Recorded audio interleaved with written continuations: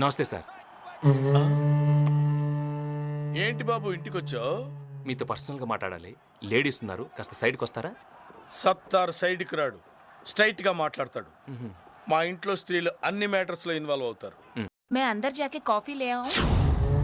నై ఇద్దరు రఖో. దేఖో my rowdyism settlement. వారం రోజులైంది జిమ్కెళ్ళి, బాడీ బాగా లూజ్ అయిపోయింది.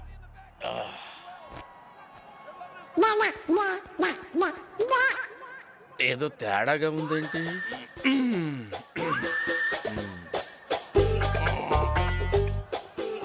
ఎంత బాడీ పెట్టుకొని భయపడ్డావేంటి? మరి నువ్వు భయపెట్టేస్తావు కదా. అంటే అది రే రామ్